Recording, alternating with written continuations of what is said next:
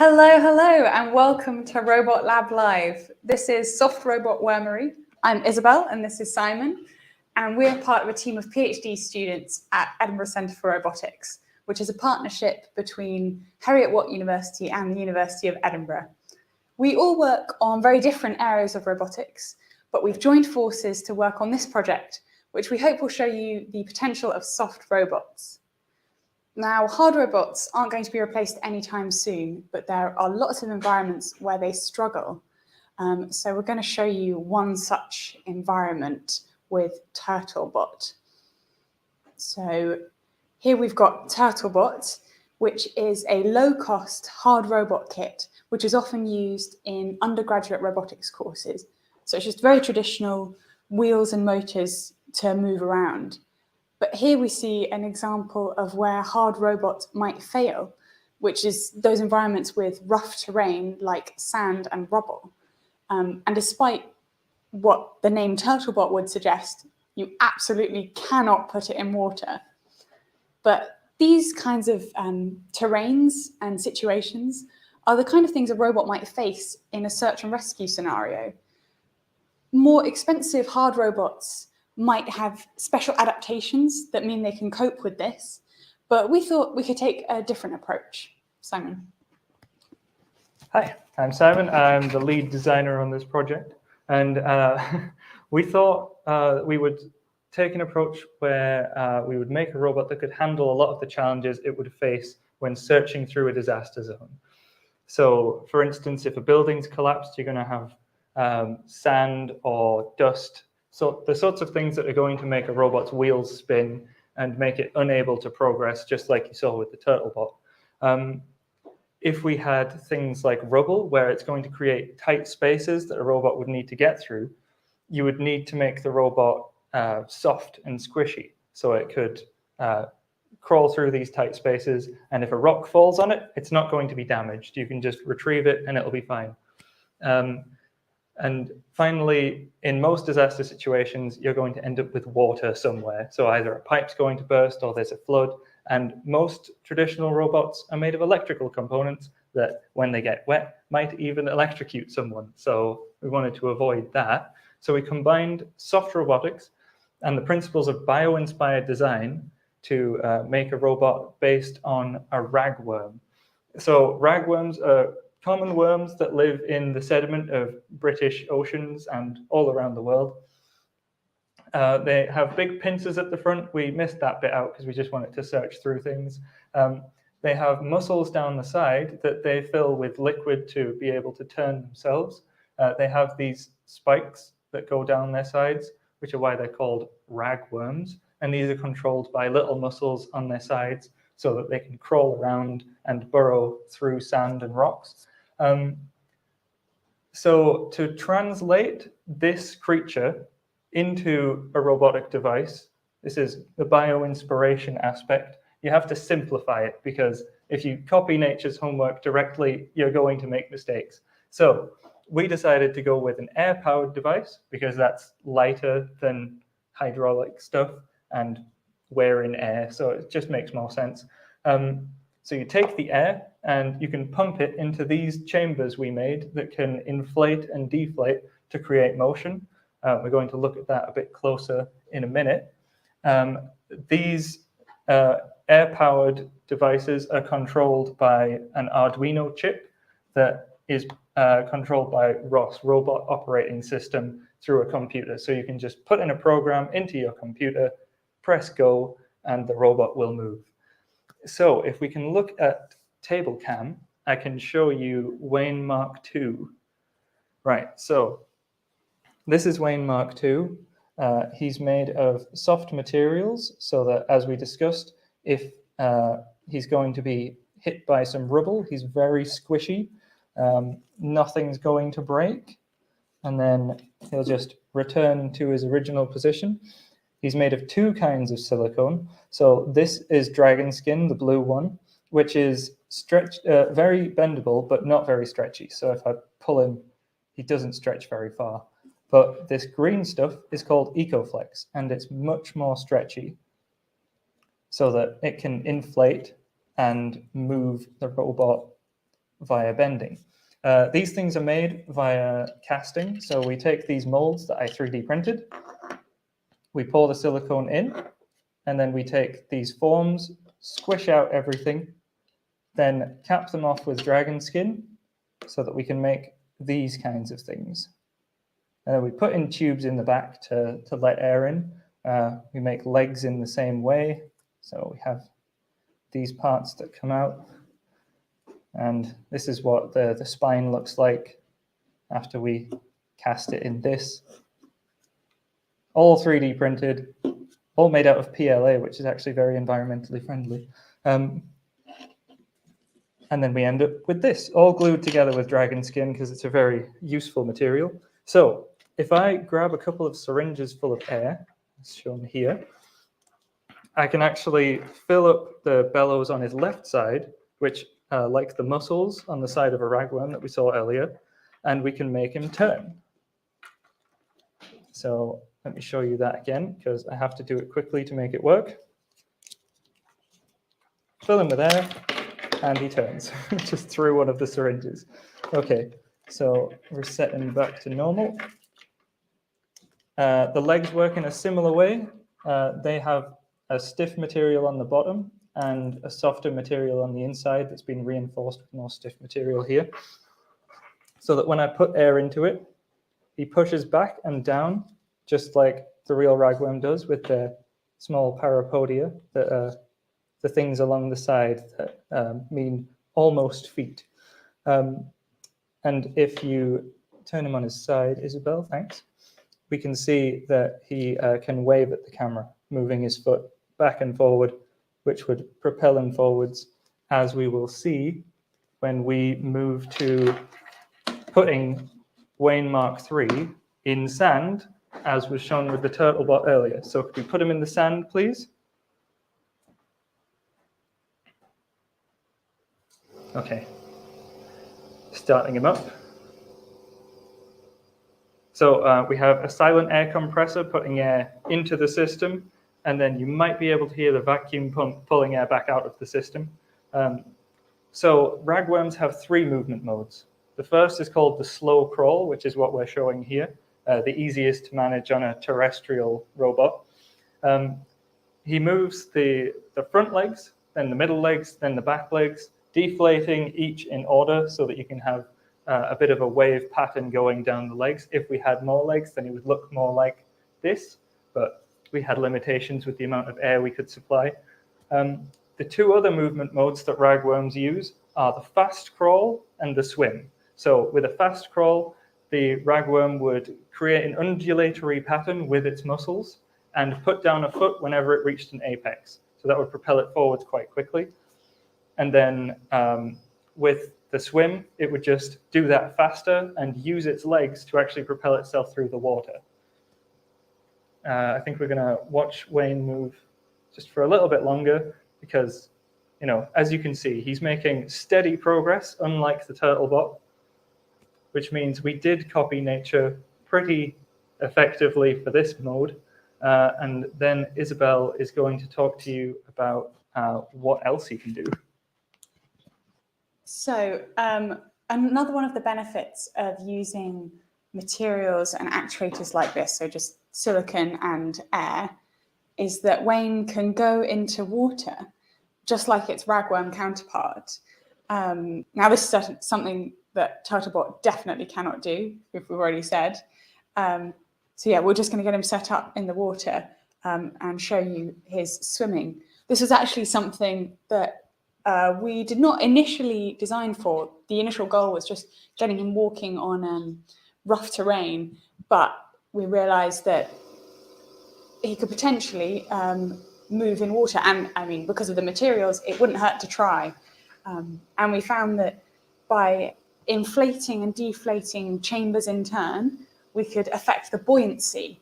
And using particular sequences, we could get Wayne to swim forwards. And also, if we change the sequences over, we could also get him to swim backwards. So if we'll just switch over to the backwards sequence in a moment. I think he'll be going backwards in just a second. So yes, we can do this just through inflating and deflating chambers. And as we say again, he's slow, but slow and steady wins the race.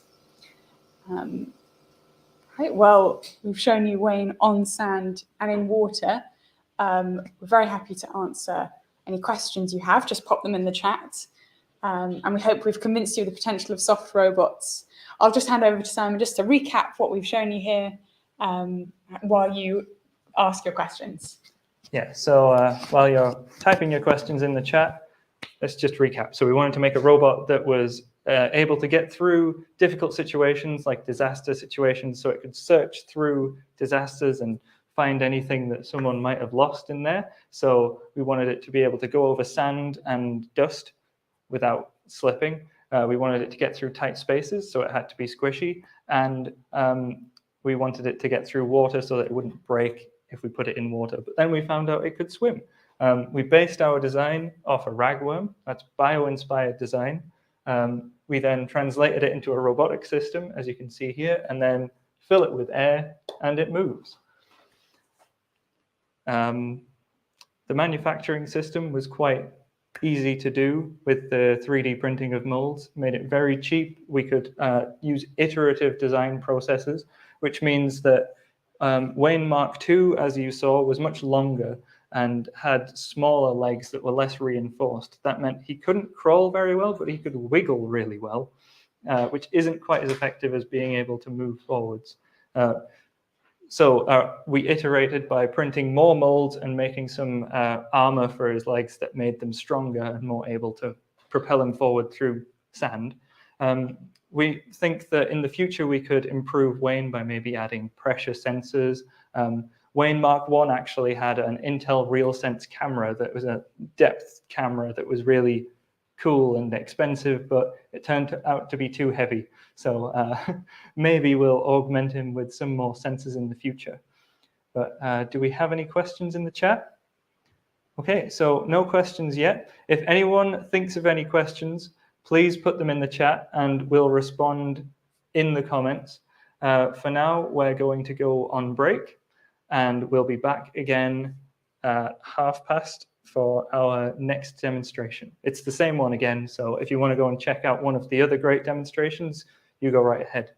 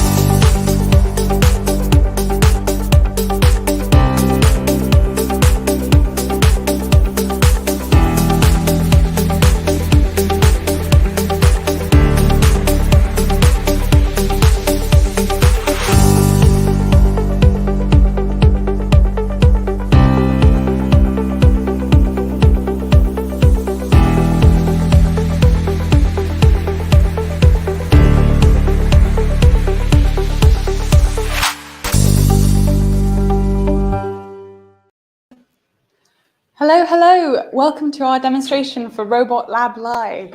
This is Soft Robot Wormery. I'm Isabel, and this is Simon. And we're part of a team of PhD students at the Edinburgh Centre for Robotics, which is a partnership between Heriot-Watt University and the University of Edinburgh. We all work on very different areas of robotics, but we've joined forces to work on this project, which we hope will show you the potential of soft robots. Now, hard robots aren't going to be replaced anytime soon, but there are lots of environments where they struggle. So we're going to show you an example of this with TurtleBot.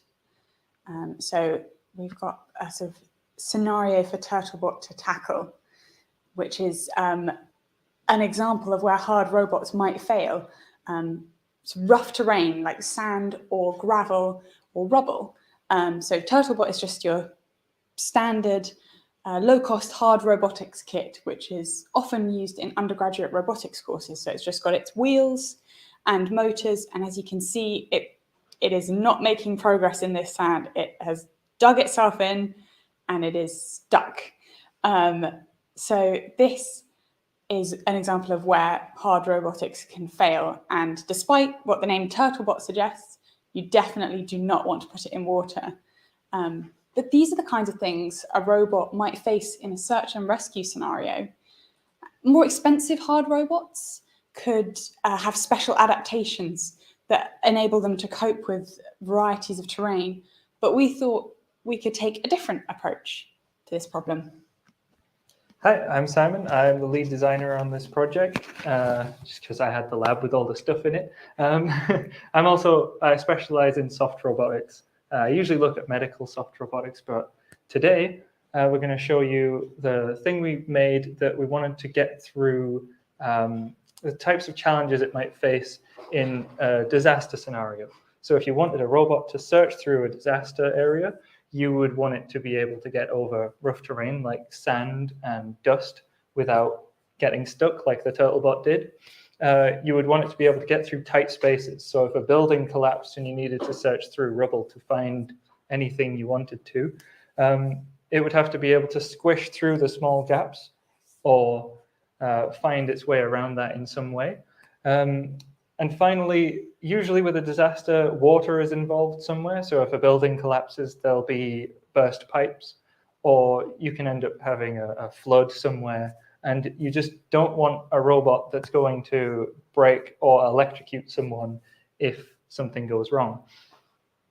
So we combine soft robotics and the principles of bio-inspired design, that's designing by basing off nature and translating it into robotics, by looking at a creature that's really good at dealing with tight, sandy conditions. So this is a ragworm, a very common type of worm that you'll find on UK beaches. They have pincers at the front, they have muscles down either side, and then they have these spikes, which is why they're called ragworms. And these spikes actually have little muscles that make them move in a circular pattern that they can use to crawl, which helps them burrow and it helps them swim. So to translate that from nature into robotics, we have to simplify it so that we're not copying nature directly, because they've had thousands of years, millions of years of evolution, and we don't have that kind of time. So what we did was we decided to use air to power a robot, because ragworms use hydraulics, so fluids pumped into their muscles, but we have air all around us, so that's more easily accessible. We're going to inflate areas like these bubbles on the side to represent the muscles, and these legs that are little spikes, just like on the ragworm. We're controlling the electronic air valves using an Arduino chip with ROS robotics operating system with all the code in it, so that we can make different areas inflate at different times as we like using software. So it's very controllable. And now I'm going to show you how everything works. So this is Wayne Mark II. We designed him to be, as I mentioned, very squishy, so he can bend very easily. We can even crunch him down into my hands, and then he just returns back to normal. So he's very robust. We added a smiley face instead of the pincers because No one wants a scary pincered robot walking towards them in a disaster scenario. So we made Wayne by taking two different kinds of silicone. So this blue one is called dragon skin. It's not very stretchy, but it is very bendable. And then we made the inflatable areas out of this green stuff called EcoFlex. So this leg doesn't have any reinforcements on it, and you can see that it's green with reinforced, well, it has a reinforcement underneath, which is the blue dragon skin, and a tip at the end, which can act as a foot. And to make these, we used 3D printed molds. So this is an example of how we made one of the bellows. So this is 3D printed with an FDM 3D printer, so just extruded plastic to make it up. And then we made a mold for the inside. So when we pour silicone in here, you can squish it out, cure that, and then cap it off with some dragon skin to make bellows like this that are very squishy, and then put tubes in the back so that we can inflate them. And that'll make Wayne move. So I'm going to show you an example of Wayne moving just now. Oh, he's called Wayne because that's an acronym for worms are all you need. Sorry, I forgot to mention that. So I'm going to take 2 syringes full of air. And when I pump up the bellows along the side, you'll see that he turns. So just like with a real ragworm, when they put fluid into their muscles on the left side, they'll turn to the right. Well, we use air, and Wayne does exactly the same. Similar process with the legs. We pump air into the leg. Look at his front left leg to see him push himself forwards and up, because as with ragworms, his legs move back and down and then up and forwards so he can take steps. Isabel, could you move him onto his side? Just so that I can show you how far his foot moves when I inflate his leg, and so he can wave at the camera. So that's Wayne Mark II. Now we're going to show you Wayne Mark III with reinforced legs doing a crawling motion on sand. So if we can put Wayne on the sand, thanks. Okay. So where the TurtleBot got stuck on sand, hopefully we're going to see Wayne crawl forwards at a steady pace. There, you can see each leg inflates in turn. So the front legs inflate, then the middle legs, then the back, and they deflate in sequence, just like with what happens with a real ragworm. When they're crawling along the seabed, they'll move their legs in a sort of wave pattern, which makes them propel forwards. This is the first movement mode of 3 that ragworms have that we looked into. So this is the slow crawl, which is very robust. The robot will just move forward slowly over sand, and you can see he's moved halfway across the screen now. It's definitely working. The second movement mode is the fast crawl, which is a bit harder to achieve when you've got the reinforced legs, but basically you use the muscles along the side to make the worm wiggle and put the feet down at the apex of the wiggle whenever it reaches an apex of the sine wave along the body, which propels the worm forward quicker, but it's more energy intensive, and it's hard to get hydraulic systems to move that quickly. And the third movement mode is the swim. So you get the robot to undulate very quickly, and using the rags along the side, that actually propels the worm or robot through the water. So that was Wayne moving through sand. Okay. I think next we're going to pass off to Isabel to talk about what else Wayne can do. Okay, so another benefit of using materials and actuators like this, so just silicone and air, is that Wayne is fine to get wet. It's very waterproof, and actually it can go into water like its ragworm counterpart, which is something TurtleBot definitely cannot do. This was actually something that we just thought we'd test out on a whim, because we'd not designed it for water, but actually we designed it for land. But because we based it on the ragworm, thought we might as well try it in water. So actually, we found that Wayne can swim. It does this a bit differently to a ragworm, but by inflating and deflating chambers in turn, it can bob along both forwards and backwards. So as you can see, when we inflate a chamber, obviously we make that bit more buoyant because it's got more air in. And by alternating the ends that air is pumped into, we can get Wayne to swim along forwards, which was quite serendipitous discovery. And okay, if we can switch over to swimming backwards. So this was just a different sequence of inflation and deflation. Lots of these were sort of hand-coded. We tried out different things and saw what worked. So this was one that worked to make Wayne swim backwards.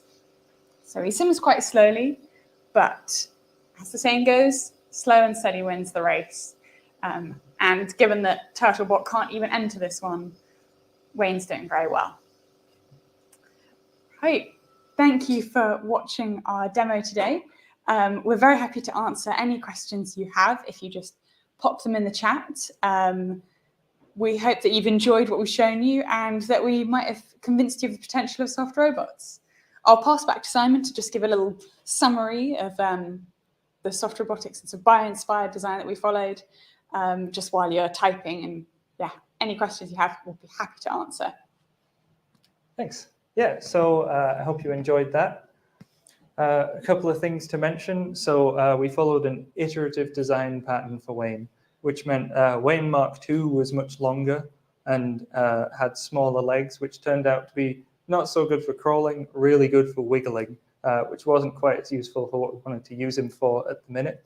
So we reinforced the legs and made Wayne Mark III that, as you saw, can crawl through sand quite effectively and swim. So to recap, we wanted to make a robot that could survive disaster situations and search through them to maybe aid search and rescue operations. We did that by making sure it could deal with sand, water, and rubble, so getting through tight spaces because it's squishy. We based it on a ragworm with bio-inspired design, turned it into something that we could make into a robot, and then powered it with air and software, and it worked. So thank you for listening. Please check out some of the other Robot Lab live demonstrations that are going on at the minute. And I think we'll be back at 5:30. And we'll have another one of these demonstrations to show anyone who would like to come along. So please write your questions in the chat and we'll answer in the break. And yeah, thanks for watching.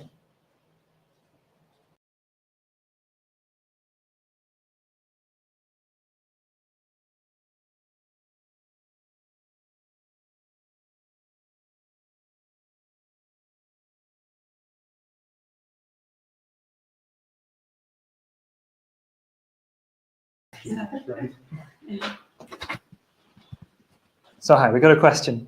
So the question was,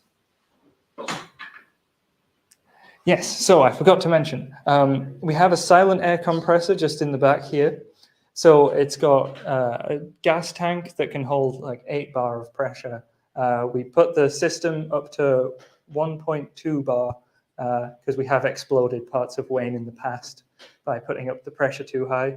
And then we have electronic valves in quite a large cardboard box full of tubes and valves for the air to go through that also has all the electronic components in it.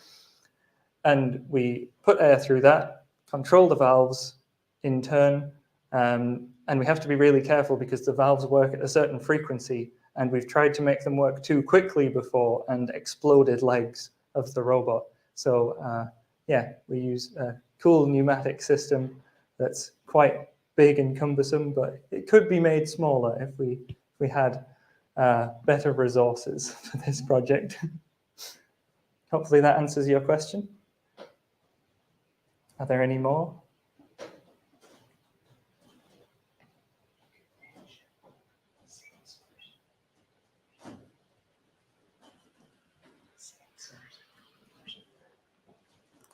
Another thing we could do to improve the robot is we could add, say, pressure sensors, and as Claire pointed out in the last demonstration, we could add reinforcement so that he's less likely to have any punctures if he comes into contact with, say, sharp metal from reinforced concrete or something. So maybe we could even make them out of self-healing materials. That would be a really cool thing to try out in the future. But yeah, I think that just about covers everything. If there aren't any more questions, then we'll go to break. But don't worry, we'll still be in the chat ready to answer anything that you guys come up with. So thanks for that question, though. Very good.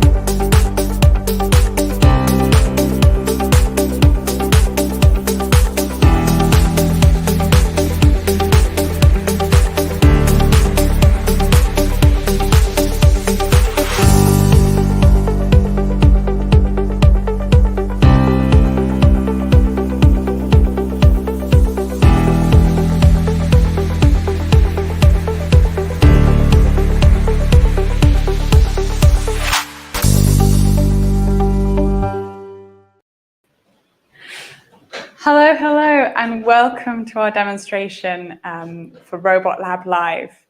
This is Soft Robot Wormery. I'm Isabel, and this is Simon.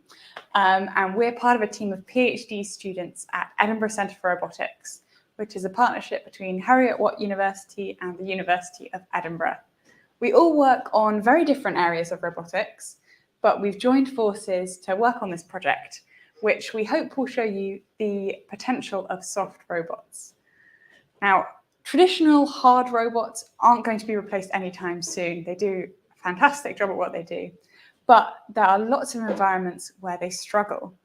So we're going to show you an example of this using TurtleBot. So if we can just get TurtleBot running. This is a low-cost hard robot kit, which is often used in undergraduates robotics courses. And here we're showing you a situation where those traditional wheels and motors completely fall down. So terrain like sand or gravel or rubble, you can see TurtleBot is just spinning its wheels, digging itself in, and not really able to move. And so this is terrain like this is something where a robot like this would struggle. And despite what the name TurtleBot suggests, you definitely could not put that in water. But these are the kinds of situations a robot might face in a search and rescue scenario. Now, more expensive robots with special adaptations could be able to cope with varieties of terrain, but we thought maybe we could take a different approach. So I'm going to hand over to Simon to tell you more. Hi, I'm Simon. I'm the lead designer on the project, and I'm going to tell you about what we made. So we wanted to make a robot that could handle itself in disaster situations. So we wanted it to be able to move over loose ground, so gravel, sand, dust, anything that made the TurtleBot wheels spin, we wanted to completely overcome that. Next, we wanted to be able to get through tight spaces. So if there's rubble, we wanted the robot to be able to crawl through those tight spaces and find anything inside. And if a rock fell on the robot, we didn't want it to break. So it had to be made of soft materials. Finally, we wanted the robot to be able to survive water, because most robots are made of electrical components that when they come into contact with water aren't very happy. And the last thing you want to do in a disaster situation is electrocute someone. So our robot has to be good with water as well. So we combined soft robotics principles and bio-inspired design to create a robot based on a ragworm. So these creatures are very common to beaches in the UK. They live inside the sediment with all the rocky, sandy areas. They have pincers at the front.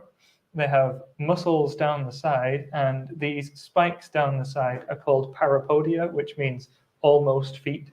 And they have little muscles that mean they can move them. So these creatures can move their little legs and burrow into sand, which means they're amazing in tight spaces. So, and because they live in water and all of this other stuff, they're amazing creatures that would be great to turn into robots. So what we did was, we decided to copy nature, but you don't want to do it directly because nature's had millions of years to perfect this, and we had a few months. So we decided to translate it into an air-powered system rather than the hydraulic power that these animals use.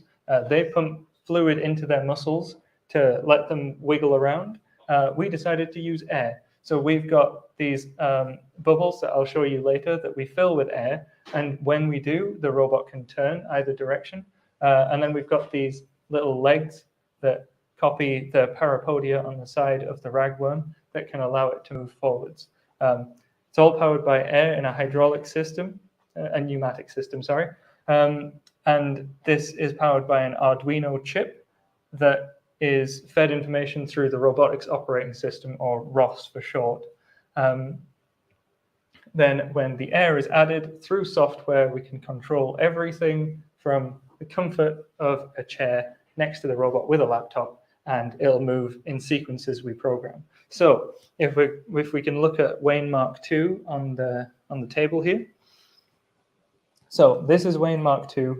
The reason why I say Mark II is you'll see Mark III later. The best innovation for this one was the smiley face. We decided to not go with the pincers because you don't want a scary robot in a disaster situation. So it's made from silicone to make sure that if it gets in tight spaces, it can get out again, and that it won't be damaged by anything hitting it. So as you can see, I can bend it very easily.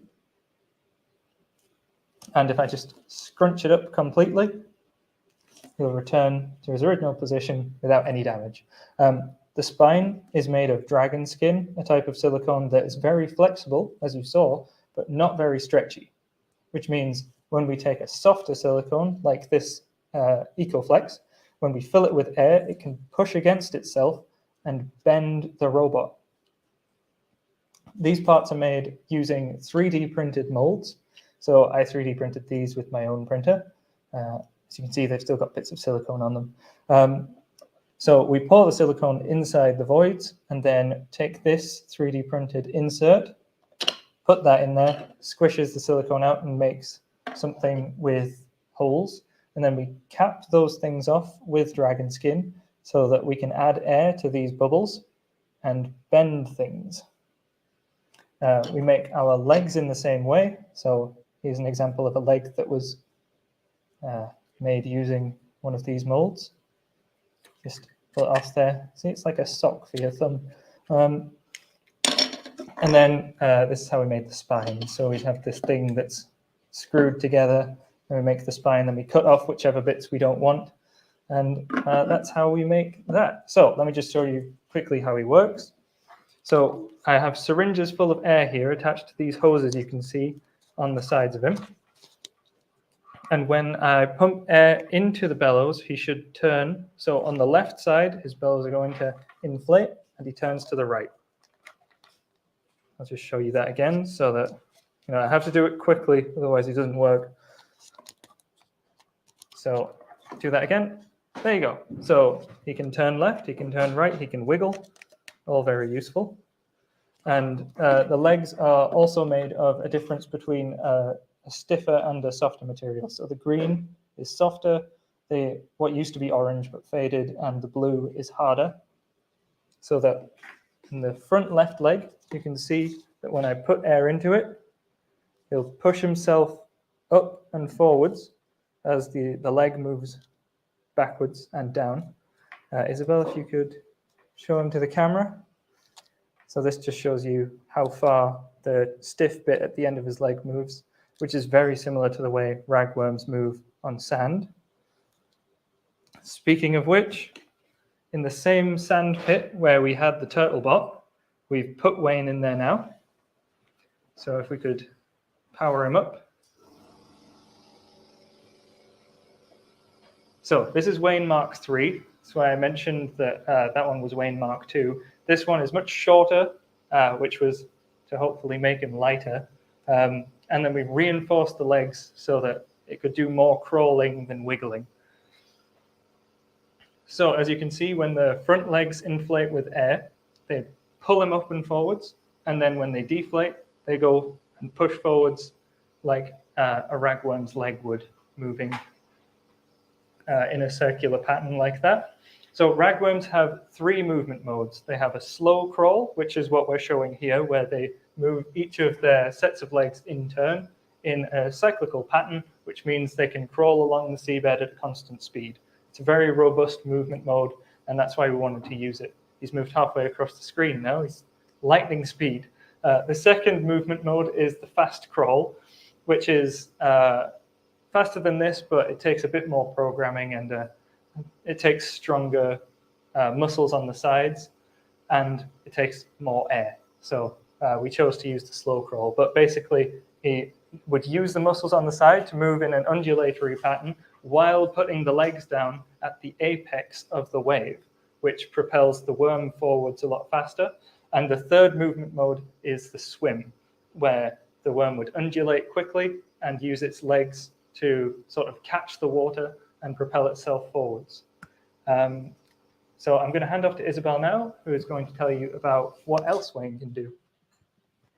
Okay, so just while we're getting set up for the next thing, I'm going to tell you about another benefit of using materials and actuators like this, which is that Wayne is very waterproof, can actually be submerged in water, no problem, just like its ragworm counterparts, which is definitely something that TurtleBot cannot do. So actually we found out that Wayne could swim a bit by chance. We designed him for use on land, but thought, given that all of these materials could go in water, why not give it a try? So what we're going to show you now is Wayne swimming. So it swims a bit differently to how Simon described ragworm swimming, but by inflating and deflating chambers, we can change the buoyancy at different parts of the robot. And actually, if we do that in a particular pattern, we can get it to swim forwards. And if we change the pattern, we can actually get it to swim backwards. So I'll just wait a moment while they get set up to swim backwards. Yes, but so this can also sort of act as a submarine by, chambers inflated, it rises up in the water. When chambers are deflated, it's much lower in the water. So if we change the sequence, you can see that we can also get Wayne to swim backwards, which was, a serendipitous discovery. So that's the end of our demonstration for today, but we're happy to answer any questions you have. Just pop them in the chat. Again, we'll be there to answer them. And we hope we've convinced you of the potential of soft robots today. I'll just hand over to Simon to just recap what we've shown you, to give you a chance to write your questions in the chat. Yeah, so thanks for joining us. We've shown you our idea for a robot that could get through disaster situations by getting over rough terrain like sand, getting through water without electrocuting or breaking down, and being very compliant and squishable, so it can get through tight spaces, or it can have rocks fall on it and bounce back. So we based it on a ragworm. That's bio-inspired design. We translated it into robotics, and then we made it so that we could control it with technology, so with coding, and that made the air-powered system we demonstrated. I see that we have a question in the chat, so I'm just going to go and check that out.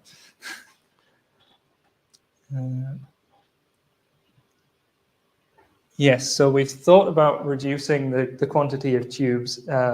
They do cause him to sink a bit more than we'd like.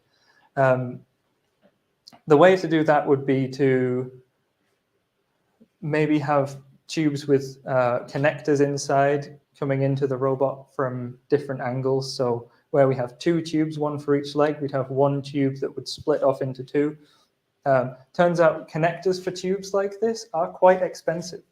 It was about £40 for a connector from a 3mm tube to a 4mm one. We did use a 3D printer to print some connectors, but they don't really like the material difference between the different kinds of tube.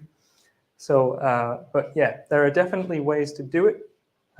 Just need more resources than we had during this short project. But good question. Thanks for answering. Thanks for asking. So I can see we've also got another question that if one tube is damaged, is the robot still able to function, maybe just at a bit of a reduced level?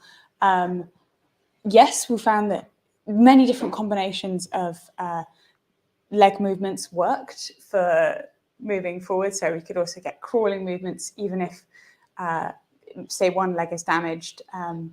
But also, I think in potential future work, we would want to have a system that has a lot more legs, like the ragworm, and then you introduce a bit of redundancy into the system. So even if a pair of legs is broken or a section of bellows doesn't work, you can still get the movements that you want to see. Mm-hmm. So that's a great question. Thank you. Yeah, and seeing that Jack is the one that asked it, you'd probably be interested to know that we have exploded multiple parts of the robot before. So we've had problems where we used the wrong cable for the Arduino chip, and the valves wouldn't shut off as they're supposed to. So basically, we just filled our robot with way too much air, and it exploded in spectacular fashion. So yeah, thanks for the question. Are there any more questions? Okay, so we're going to go to break just now. Any more questions, please put them in the chat and we'll respond in the chat. Please check out the other Robot Lab Live projects and demos that are being shown today. There's one more session after this. So yeah, but thanks for coming along and watching.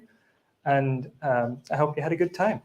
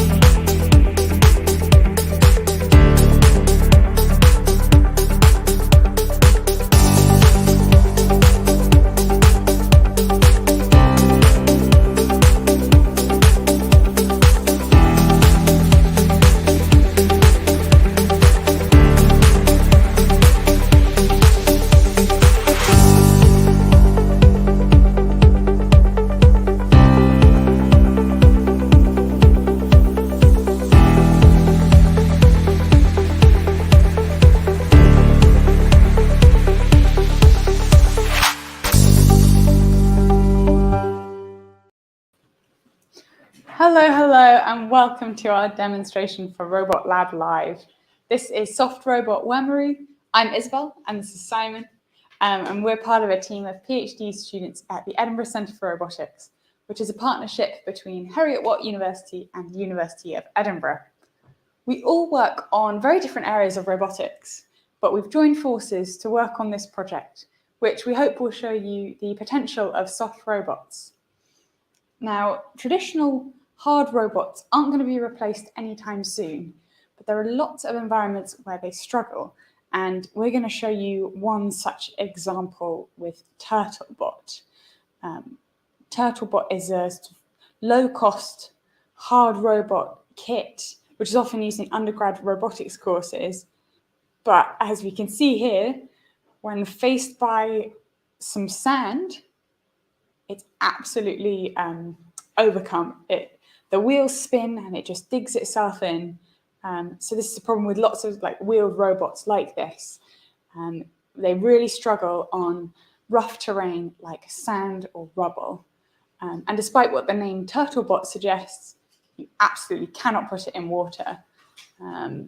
But these are just the kinds of things that a robot might face in a search and rescue scenario, which is a situation where we are really wanting to deploy robots because they can reach places that people can't and prevent people from being in very dangerous scenarios.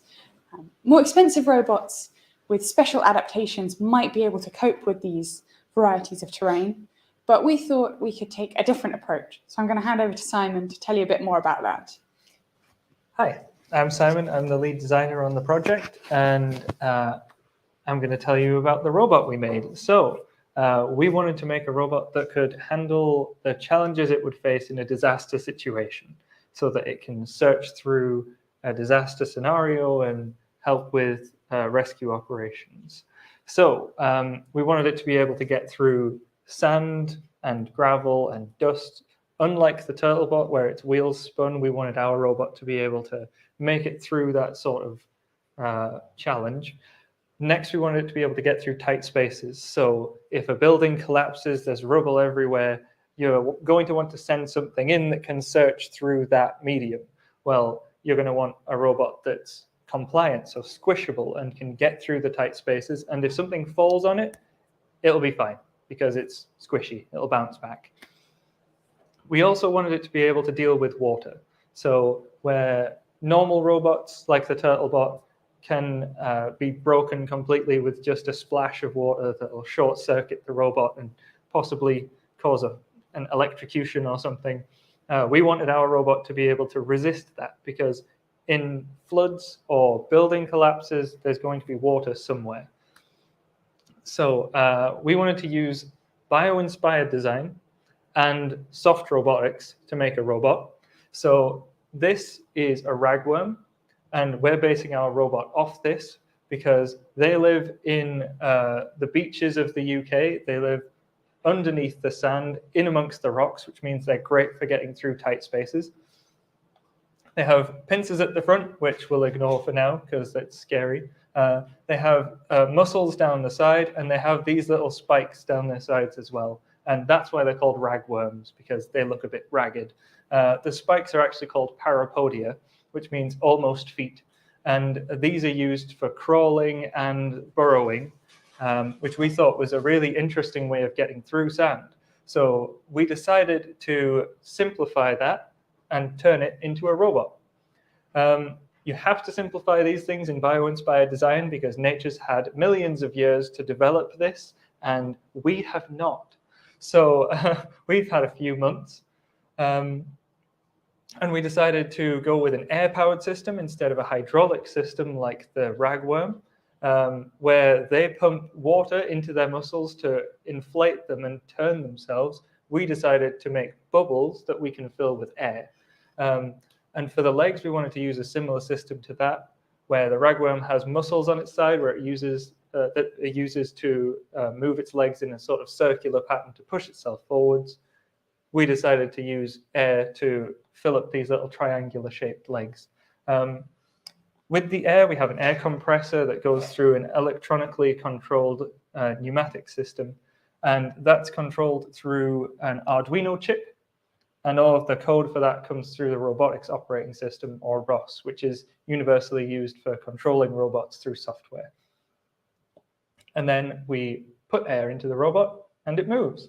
So I'm going to show you our Wayne Mark II. We call it Wayne because ragworms are so versatile, they're all you need. So it's called Worms Are All You Need, or Wayne for short. So Wayne Mark II. So here he is. As you can see, he's very soft. I can bend him in any direction, and he just bounces back. I can even scrunch him up in my hands, and he just goes right back to where he was. One innovation we added, instead of the spikes at the front, the pincers, we added a smiley face to make him more friendly. And we made him out of 2 different types of silicone. So the blue one is called dragon skin. As you can see, he's not very stretchy front to back because dragon skin is very bendable, but resists stretching quite well. So that's what we made his spine out of. But then we have all of these much stretchier parts made of EcoFlex. And we dyed those green so that you can see them better. And these will expand and push against each other, turning the robot with the really bendable dragon skin as the base. So to make these parts, we used 3D printed molds, as you can see here.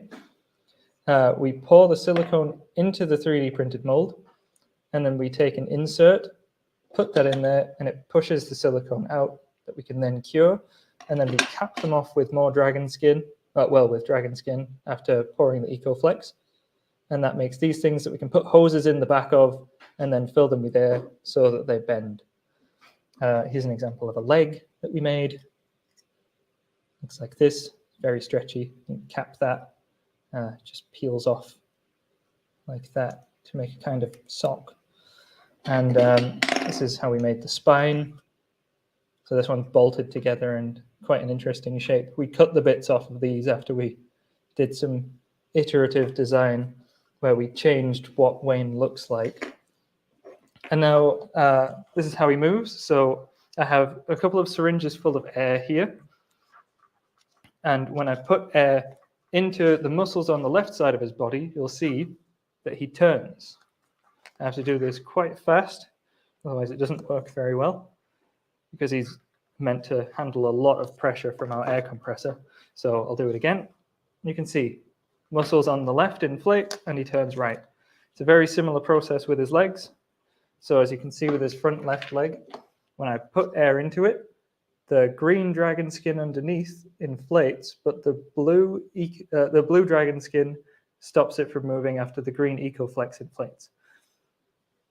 And as you can see, his leg moves back and down, pushing him forwards. Isabel, if you could show him. There we go.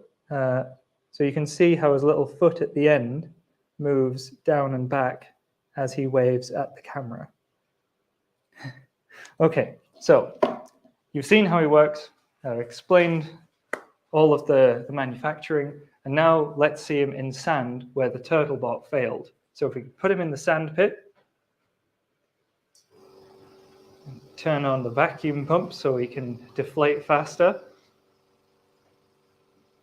So here he is, Wayne Mark III. We reinforced the legs to make this one, which is part of the iterative design process, which is actually made a lot easier by the 3D printing of components, because I just made a new file, 3D printed a new mold, and then made him some armored socks for his legs, which made him much more able to crawl through things. We also made this one shorter and didn't add the face to save weight.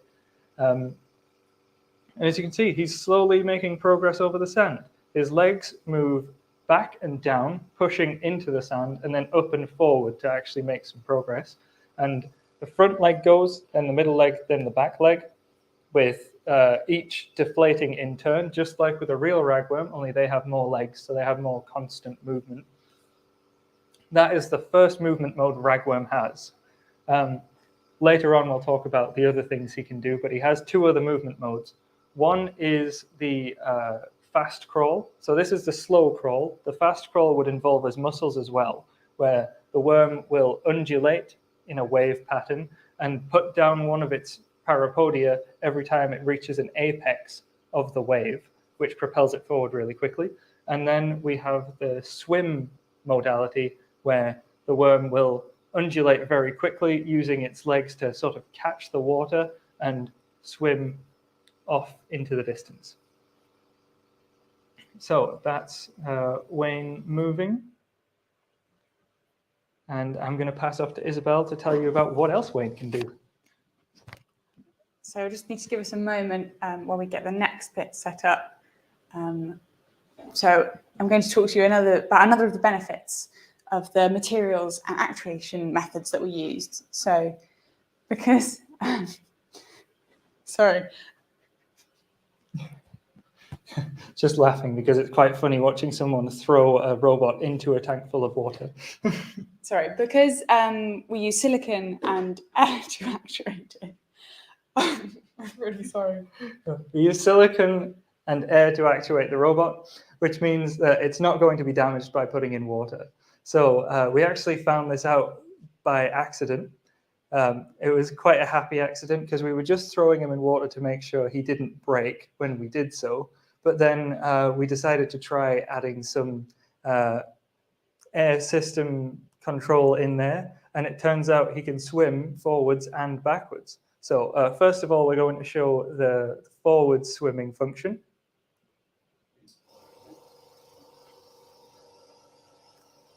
So here you can see when he starts moving that when we put more air into the front legs, he'll actually pull himself forwards in the water.